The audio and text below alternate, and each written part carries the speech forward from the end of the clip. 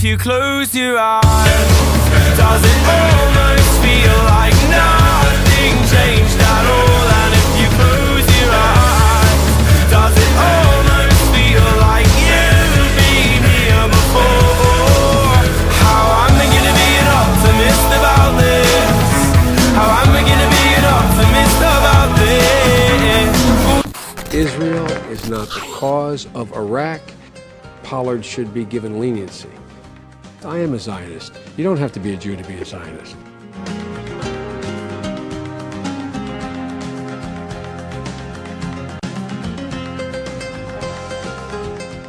When the Baker Commission filed its report saying peace in Israel is related to Iraq, you may, I was the first and only person in the Congress to point out, if tomorrow peace broke out in between Israelis and Palestinians, does anybody think there wouldn't be a full-blown war in Iraq? And conversely, if Iraq were transported to Mars, does anyone think there would not be the terrorism visited upon the Israelis every day? And so let's get it straight. Israel is not the cause of Iraq. Iraq being settled or not settled has nothing to do with Israel's conduct. The second part is people should understand by now, that should be crystal clear, that Israel is the single greatest strength America has in the Middle East. I always say to my friends when they say those things to you, I say, imagine our circumstance in the world were there no Israel. How many battleships would there be? How many troops would be stationed? Now, there's a rationale, in my view, why Pollard should be given leniency. There's a rationale for that. But there is not a rationale to say, no, what happened did not happen and should be pardoned. And my worry is that if we were to move, if I were president, to go and pardon Pollard, you didn't ask me that question, but to pardon Pollard would make a lie out of the notion that there are certain rules, period. You cannot give classified information, period, even to a friend. If this were Great Britain, it would be the same thing. There is this inextricable tie between culture, religion, ethnicity that most people don't fully understand, that is unique and, how can I say it? So strong with Jews worldwide. There is a, I mean, you know, I used to say early on when I was a kid, I'd say, when I was a young senator, I'd say, if I were a Jew, I'd be a Zionist. I am a Zionist. You don't have to be a Jew to be a Zionist. Your Eminence, Cardinal Dolan, and everyone at the site of the Al Smith Memorial Foundation, thank you all for having me and for supporting the charities that care for New York's children and families in need in the name of a good man who believed that faith without works is dead. For we know Alfred E. Smith by what he did. I know there's disappointment that the dinner tonight couldn't continue as normal, for us to sit together and put politics aside for a night, because these are difficult times for our country. A pandemic, a recession, a reckoning on race, a changing climate. With each crisis, our faith is tested. Faith in our institutions, in one another, in truth, in science, and reason. We have to guard ourselves from rationalizing that this is normal and from numbing us to the pain and suffering of so many fellow Americans. You know, too many people woke up this morning, went to the kitchen table, and there was an empty chair where just days ago or weeks ago or a month ago, a loved one sat, talking, laughing, sharing their dreams. And now they're gone, lost to a relentless and unforgiving virus. I know for me, my Catholic faith has helped me through the darkness as I've had to bury pieces of my soul deep in the earth and eventually found purpose to live a life worthy of those I lost. And throughout my life in public service, I've been guided by the tenets of Catholic social doctrine that cuts across all confessional faiths. What you do to the least among us, you do unto me. We have an obligation to one another. We cannot serve ourselves at the expense of others. We have a responsibility to future generations. And that's the charge before us today. I know it's hard to see it right now. Our problems are so systemic. The losses are so catastrophic. At times it feels easier to say, we're done, it's over, what's the point? But the American people don't give up. There is no quit in America. Mark my words, one day we'll look back in awe, not at how far we fell, but how fiercely we fought back as a country. And that sense of hope and possibility reminds me of the first time I met Pope Francis in 2013, when I had the privilege of attending his inauguration at the Vatican. When I greeted him, he said, "Mr. Vice President, you're always welcome here." He was really sending a message to the world to put out a welcome sign on the front door of our church.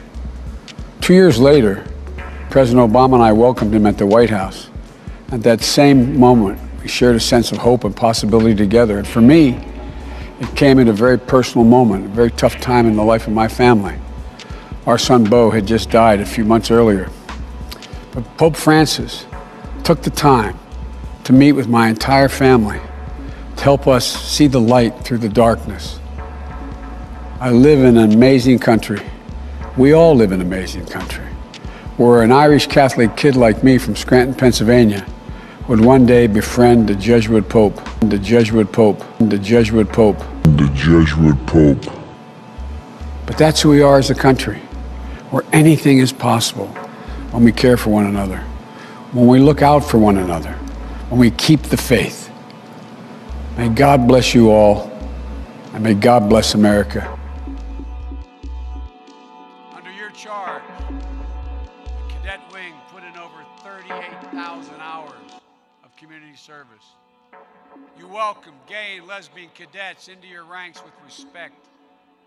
You took a lead in fighting sexual harassment and sexual assault, including the Academy's first ever Take Back the Night. Because honor is your code, and you know in your gut that no man, under any circumstance other than self-defense, ever has a right to raise a hand to a woman. That is the definition of honor. It's a matter of honor. And the country's looking to you all. It was your class that took special care to make sure the honor code was part of your moral fabric, not just a set of rules, but a way of life. And a lot has changed since I was here 5 years ago. Because of the valor and the incredible sacrifice of your comrade in arms who've gone before you, we've been able to end the war in Iraq, and in Afghanistan, we're bringing America's longest war in our history to a responsible end. As the President said yesterday, by the beginning of next year, we'll have fewer than 10,000 U.S. service members in Afghanistan. They will be focused on two explicit missions: training Afghan forces and operations against the remnants of Al-Qaeda. And by the end of 2016, we will draw down to a normal embassy presence in Kabul with security assistance component, just like in Iraq. Our warriors are finally coming home, and like all American warriors, coming home with nothing but respect and honor for having done their job.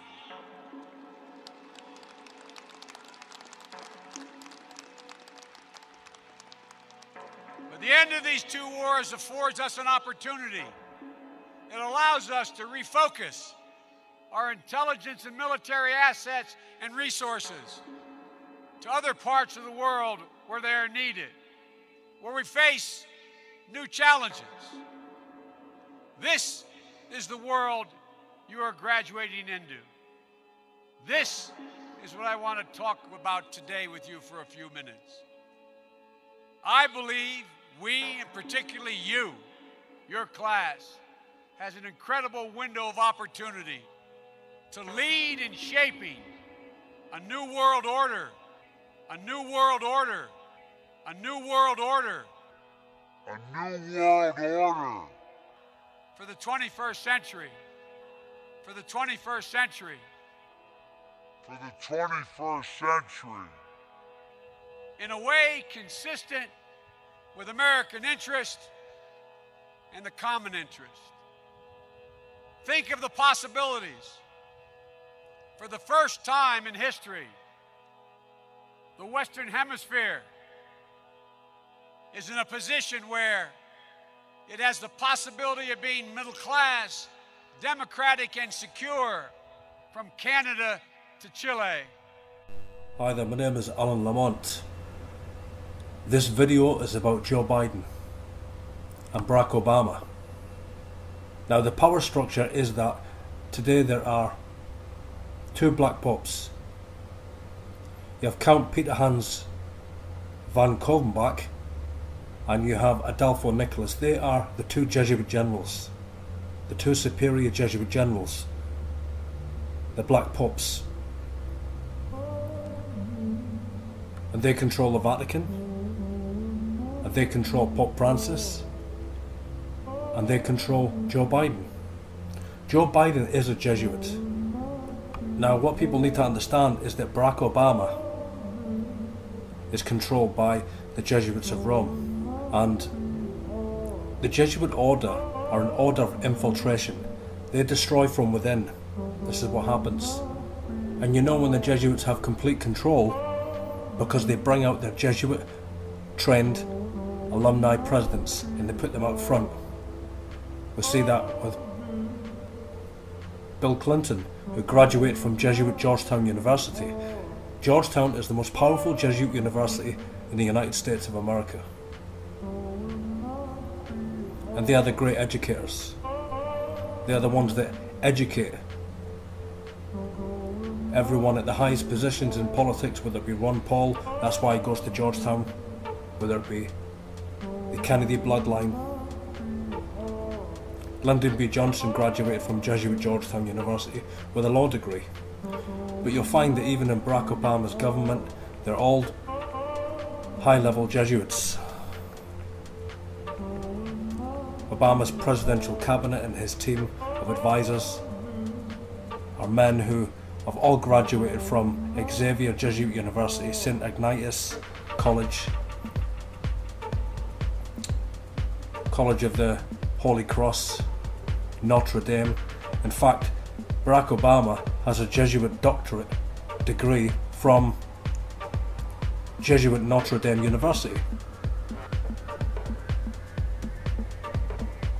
That's why Obama has appointed to his inner circle of advisors men who are graduated from Jesuit universities. The Jesuits, listen, they're not merely priests of a religious order. They're a military order, but they will also be editors, they will be bankers, they will be politicians, they will work in intelligence. They will put on whatever mask they need to put on. So they don't just walk around in black robes. They will be a Protestant among Protestants, they will be a Democrat amongst Democrats, they will be a Republican amongst Republicans, they will be whoever they need to be. They will be a Knight of Columbus, a Knight of Malta. They will create whatever organisation or foundation they need to hide behind and use as cover. But now they're no longer hiding behind any front organisations. Now Barack Obama worked for the Ford Foundation, which was created by Jesuit priest Gamaliel. The Gamaliel Foundation, for which Barry Davis Obama worked alongside. As I've said, it was a Jesuit organisation. And this Jesuit was the executive director. His name is Greg Galazio. And he was a Jesuit priest. So therefore Obama has always been under the control of the Jesuits of Rome. Joe Biden actually has Jesuit alumni degrees, and also Joe Biden's son was Jesuit trained at Georgetown University, and is paid to lobby for the Jesuit University of Scranton. Joe Biden was also given an honorary Jesuit degree from the Jesuit University of Scranton in 1979, and also from the Jesuit Order St. Joseph's University in Philadelphia, and that was in 1981. If you look at every politician today that rules a government, a president, a prime minister, a head of state, yes, they all come to the White Pope. Yes, they all come to Pope Francis. Yes, they all come to show subordination to the Jesuit order. But all you have to do is find out whether they were educated, and you'll find out that they are Jesuit alumni, as in they are Jesuit educated. And people are coming away from all of the agents online.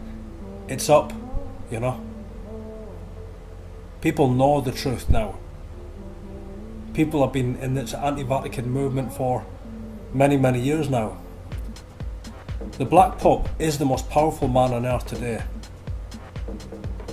He is the superior Jesuit general. Every general, since the time of Ignatius Loyola, they have all been pioneers of the Antichrist. And this is what will happen, according to the book of Revelation. Final conclusion.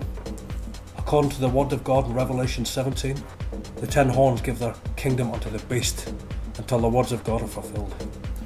This is what's taking place today. This is why you have the 10 horns. They rule 1 hour with the beast. They rule during the Great Tribulation period. And that's why the beast is the Jesuit general, for he commands the army of Loyola, and every president, every head of state, every ruler upon the earth is under the power of the beast, the Black Pope. Joseph Biden is a papal knight of Malta, which is a Vatican knighthood, the Knights of St. John of Jerusalem. He is also a high Jesuit. Joe Biden has risen from congressman and, served Carter, the President of the United States, and also he was serving Pope John Paul II. And he is a member of the Council on Foreign Relations. But more than that, Joe Biden has Jesuit alumni honorary degrees from the University of Scranton, PA. Also, he has Jesuit degrees from St. Joseph's University, Philadelphia, PA. Joe Biden has been trained by the Jesuit order.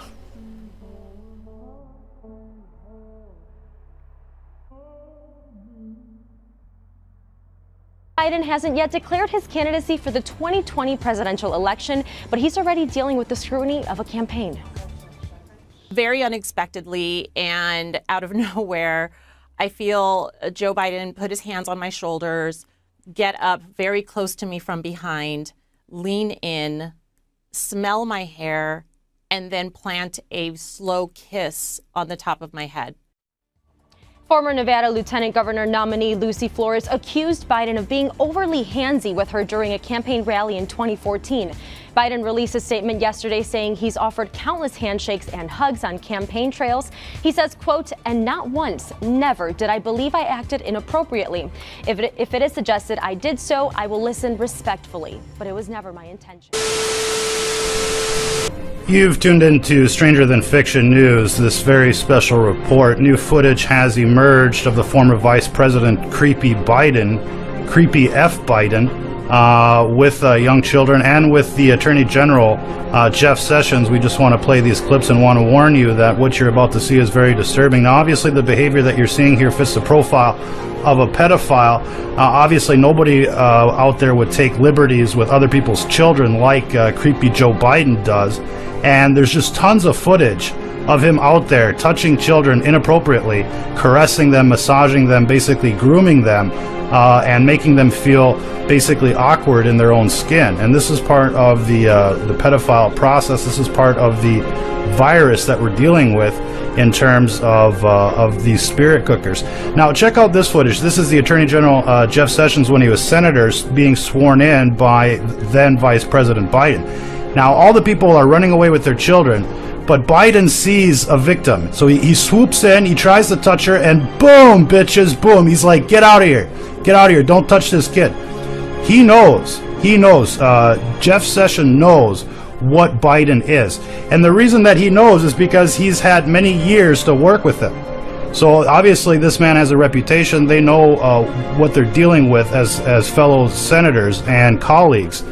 But this is just some of the very strange, bizarre, and damning footage that we see out there regarding this creepy Biden. Now look how he kind of like, he's like, come here, kid, come here, and he grabs her, yanks her, and then he starts touching her. I mean, this is very inappropriate and disturbing behavior, but it's very classic. It's what it's expected.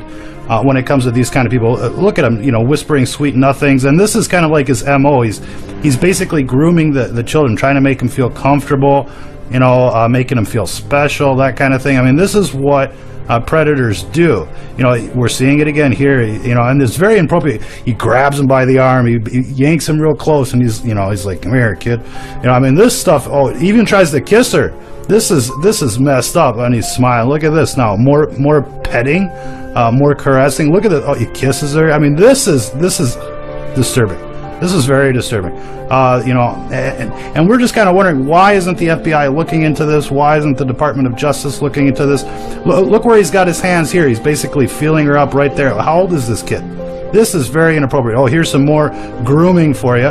Grabbing her by the shoulders, whispering sweet nothings into her ear. A very disturbing individual.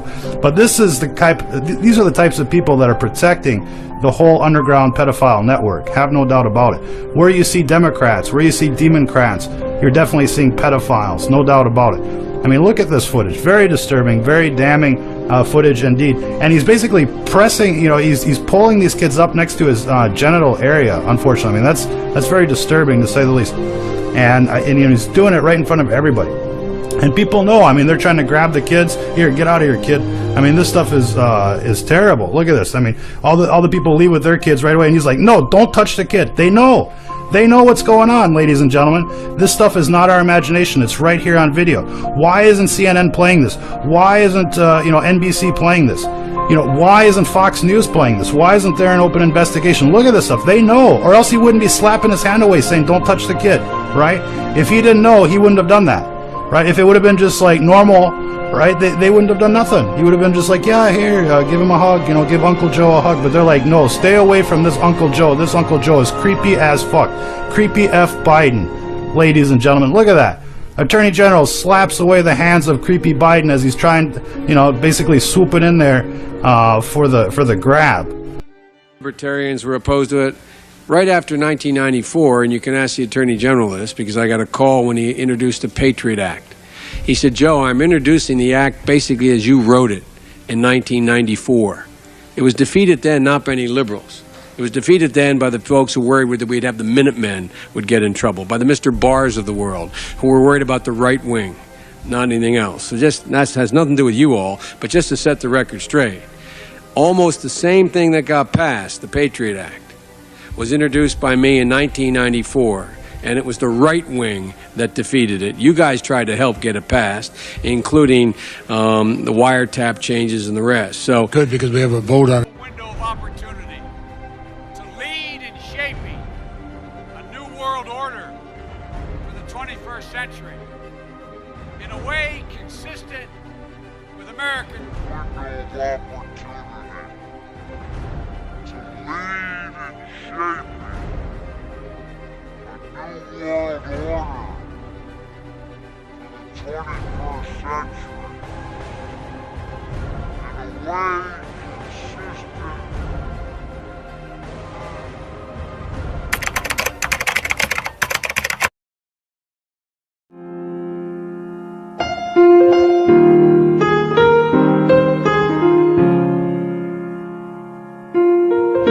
for the 21st century in a way consistent J for the real world, wide hood star.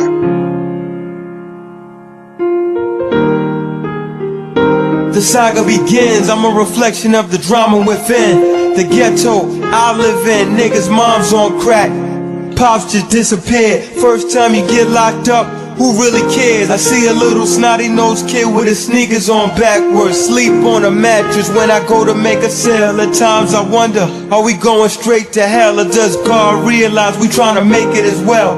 My sleep is interrupted by food on the stove, not gunshots, we immune to those. Some of my friends' first bids is 2 to 4s, others on the run with huge rewards. Mothers watch sons walk through the doors for the last time till they go view it the more. Life is deep, we all just trying to eat. Rap's a mental narcotic, I supply the street. Look at my life, you see white coke and black roses, and tears shed for past soldiers. We all walk in the path chosen, from the cradle to the casket's lowered. I still got the black ski mask to throw on, but I could get richer off the tracks I flow on. I'd be lying if I said I wasn't hustling no more. Life ain't fair, shorty pregnant with nowhere to live, sleeping in the crack house cause she ain't got no relatives. Her friends wanna drink, brew and beef about who selling it. Now she getting hungry, she can smell the marijuana. Paint a picture vividly as if Picasso's spirit entered me, staring at the heavens, secluded in a tenant jeep. I'm sick of hearing eulogies, I realize my nigga blue is a reminder of my past, like Greek rumors, yet the sea keeps blooming, unaffected by police intrusion or street illusions we were consumed with. I've even grown away from people I grew with, who only seem concerned when they need me to do shit. My mood can switch easily from smooth to ruthless. We ain't built the same, so mind games are useless. Times change, like the climate, I changed. Check the forecast, I rain. Look at my life, you see white coke and black roses, and tears shed for past soldiers.